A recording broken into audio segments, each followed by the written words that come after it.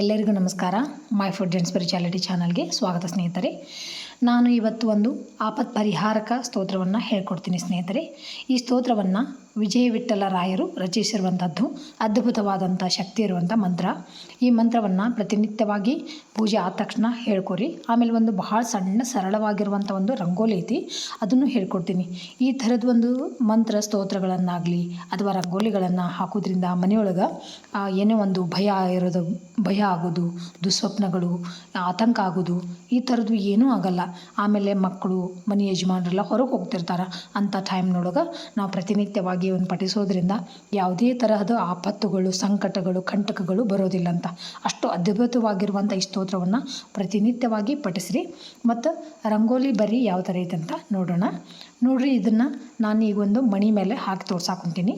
ಈಗ ಇದನ್ನು ಅಡ್ಡವಾಗಿ 3 ಗೆರೆ ಎಳ್ಕೊಂಡು, ಆಮೇಲೆ ಇದನ್ನು ಈಗ ಈ ಥರ ಉದ್ದಗಿ ಒಂದು 3 ಗೆರೆ ಎಳ್ಕೊರಿ. ಇದನ್ನು ಆ್ಯಕ್ಚುಲಿ ಬಾಗಲ್ದಾಗ ಹೊಸ್ತಿಲು ಎಡಭಾಗದಲ್ಲಿ, ಅಂದರೆ ನಾವು ಮನೆ ಒಳಗೆ ಹೋಗಬೇಕಾದ್ರೆ ನಮ್ಗೆ ಎಡಗಡೆ ಇರಬೇಕು, ಅಲ್ಲಿ ಸಣ್ಣದಾಗಿ ಒಂದು ಹಾಕೋರಿ. ಈ ಥರ ಉದ್ದಗಿ 3 ಗೆರೆ, ಅಡ್ಡವಾಗಿ 3 ಗೆರೆ ಹಾಕ್ಕೊಂಡು, ಆಮೇಲೆ ನೋಡಿರಿ ಕ್ರಾಸಾಗಿ ಈ ಕಡೆ ಒಂದು, ಈ ಕಡೆ ಒಂದು 2 ಗೆರೆ ಎಳ್ಕೊಳ್ರಿ. ಆಮೇಲೆ ಪ್ರತಿಯೊಂದನ್ನು ಕೂಡಿಸ್ಕೊತ ಹೋಗಬೇಕು. ನೀವೀಗ ನಾನು ಹಾಕ್ತೀನಿ, ನೋಡ್ಕೊತ ಹೋಗ್ರಿ. ಈ ಥರದ್ದು ಕೆಲವೊಂದು ರಂಗೋಲಿಗಳಾಗಲಿ, ಲಕ್ಷ್ಮೀ ಸೌಭಾಗ್ಯ ರಂಗೋಲಿ ಆಗಲಿ ಅಥವಾ ಅಪಮೃತ್ಯು ರಂಗೋಲಿ ಸ್ತೋತ್ರಗಳು ಹೇಳೋದ್ರಿಂದ ಮನೆಯೊಳಗೆ ಎಷ್ಟೋ ಸಂಕಷ್ಟಗಳು ದೂರ ಆಗ್ತಾವೆ. ಮನೆಯೊಳಗೆ ನೆಮ್ಮದಿ ಇರುತ್ತೆ ಸ್ನೇಹಿತರೆ. ಗೃಹಿಣಿಯರಾಗಿ ನಾವು ಕೆಲವೊಂದು ಈ ಥರದ್ದೊಂದು ಮಾಡೋದ್ರಿಂದ ಮನೆಯೊಳಗೆ ಯಾವುದೇ ಸಂಕಷ್ಟಗಳು ಬರೋದಿಲ್ಲ. ಆಮೇಲೆ ಮನೆಯೊಳಗೆ ಮಹಾಲಕ್ಷ್ಮಿ ನೆಲೆಸ್ತಾಳ. ಈ ಥರದ್ದು ಕೆಲಸಗಳನ್ನು ಮಾಡಬೇಕು. ಖಾಲಿ ಕುಂತ್ಕೊಂಡು ಸೀರಿಯಲ್ ನೋಡ್ಕೊಂಡು ಟೈಮ್ ಪಾಸ್ ಮಾಡೋದಕ್ಕಿಂತ ಕೆಲವೊಂದು ಈ ಥರ ಪ್ರತಿನಿತ್ಯವಾಗಿ ರಂಗೋಲಿ ಹಾಕ್ಕೊಂಡು ಪೂಜೆ ಮಾಡ್ಕೊಂಡ್ರೆ ಮನೆಯೊಳಗೆ ಎಷ್ಟೋ ಶಾಂತಿ ಸಿಗ್ತೈತಿ ಸ್ನೇಹಿತರೆ. ನೋಡಿದ್ರಲ್ಲ ಎಷ್ಟು ಸರಳವಾದ ರಂಗೋಲಿ ಇದೆಲ್ಲ. ಹೊಸ್ತಲ್ಲಿ ಪೂಜೆ ಮಾಡಬೇಕಾದ್ರೆ ಇದನ್ನು ಲೆಫ್ಟ್ ಸೈಡ್ ಹಾಕ್ಕೊಂಡು ಸ್ವಲ್ಪ ಅರಿಶಿನ ಕುಂಕುಮಗಳನ್ನು ಹಾಕ್ಕೊಂಡ್ರೆ ಆಯಿತು. ಆಮೇಲೆ ಮನೆ ಪೂಜೆ ಆದ ತಕ್ಷಣ ನೀವು ಅಲ್ಲಿ ಒಂದು ಸ್ತೋತ್ರ ಹೇಳ್ಕೊಡ್ತೀನಿ. ಆ ಸ್ತೋತ್ರ ಭಾಳ ಅಂದ್ರೆ ಭಾಳ ಸರಳ ಐತಿ ಮತ್ತು ಬಹಳ ಶಕ್ತಿಯುತವಾದಂಥ ಒಂದು ಸ್ತೋತ್ರ ಐತಿ ಸ್ನೇಹಿತರೆ. ಅದನ್ನು ಪ್ರತಿನಿತ್ಯವಾಗಿ ಹೇಳ್ಕೊಂಡು ಈ ರಂಗೋಲಿ ಹಾಕಿಬಿಡ್ರಿ. ಇದಕ್ಕೇನು ದೀಪ ಹಚ್ಚೋದು ಅದು ಅಂತ ಏನೂ ಬೇಡ. ಹೊಸ್ತಲ್ಲಿ ಪೂಜೆ ಮಾಡಬೇಕಾದ್ರೆ ಈ ಥರ ಒಂದು ಸಣ್ಣ ರಂಗೋಲಿ ಹಾಕ್ಕೊಂಡ್ಬಿಟ್ರೆ ಸಾಕು. ಎಷ್ಟೋ ಆಪತ್ತುಗಳು ದೂರ ಆಗಿ ಸಂಕಷ್ಟಗಳು ದೂರ ಆಗ್ತಾವೆ ಸ್ನೇಹಿತರೆ. ನೋಡಿದ್ರಲ್ಲ ಎಷ್ಟು ಸರಳವಾದ ರಂಗೋಲಿ ಅಂತ. ನೀವು ಪ್ರತಿನಿತ್ಯವಾಗಿ ಹಾಕೋರಿ. ಬರೀ ಸ್ತೋತ್ರ ಯಾವ ಥರ ಐತೆ ಅಂತ ನೋಡ್ರಿ.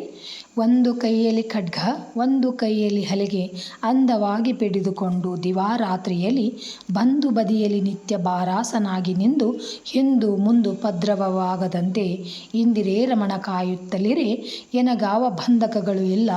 ಧನ್ಯ ಧನ್ಯ ಕಂದರ್ಪನಯ್ಯ ಸಿರಿ ವಿಜಯ ವಿಠ್ಠಲರಾಯ ದೇವ ಆಪತ್ತು ಬರಲಿಯ ನೋಡ್ರಿ ಎಷ್ಟು ಸರಳವಾಗೈತಲ್ಲ. ನೋಡ್ರಿ, ಈ ಮೇಲ್ಕಂಡ ಸ್ತುತಿ ಉಗಾಭೋಗ ಶ್ರೀ ವಿಜಯದಾಸರ ಕೃತಿಯಾಗಿದ್ದು, ನಿತ್ಯದಲ್ಲಿ ಯಾವುದೇ ಸಂಕಷ್ಟಗಳು ಬಂದಾಗ, ದುಃಖ ಉಂಟಾದಾಗ, ದುಸ್ವಪ್ನಗಳಾಗುತ್ತಿರುವಾಗ ಪಠಿಸುತ್ತಾ ಇದ್ದರೆ ಎಲ್ಲ ತಾಪಗಳು ಶೀಘ್ರದಲ್ಲಿ ಪರಿಹಾರವಾಗುತ್ತವೆ. ಕೇವಲ ಕನ್ನಡ ಪದ ಎಂದು ಅನ್ಯಥಾ ತಿಳಿಯಕೂಡದು. ಪ್ರಾಕೃತ ಭಾಷಾ ಸ್ತುತಿಯಾಗಿದ್ದರೂ ಸಹ ಇದು ಮಂತ್ರತುಲ್ಯ ಮತ್ತು ಅಮೋಘ ಫಲಕಾರಿಯಾಗಿರುತ್ತದೆ. ಪಾರಾಯಣದಿಂದ ಯಾರು ಇದರ ಅನುಭವವನ್ನು ಪಡೆಯಬಹುದು. ಬಹಳ ಭಯಪಡುವವರಿಗೆ, ಮೇಲಿಂದ ಮೇಲೆ ದುಸ್ವಪ್ನಗಳು ಆಗುತ್ತಿರುವವರಿಗೆ ಈ ಪ್ರಾರ್ಥನೆ ವಿಶೇಷ ಫಲಕಾರಿಯಾಗಿದೆ ಸ್ನೇಹಿತರೆ. ಇಷ್ಟು ಅದ್ಭುತವಾದಂಥ ಈ ಸ್ತೋತ್ರವನ್ನು ತಪ್ಪದೇ ಎಲ್ಲರೂ ಪಠಿಸ್ರಿ ಅಂತ ಹೇಳ್ತೀನಿ. Thanks for watching. ಎಲ್ಲರಿಗೂ ನಮಸ್ಕಾರ. ಜೈ ಶ್ರೀ ಕೃಷ್ಣ. ಮತ್ತೆ ಇನ್ನೊಂದು ವಿಡಿಯೋದೊಳಗೆ ಸಿಗ್ತೀನಿ ಸ್ನೇಹಿತರೆ. Thank you so much for watching.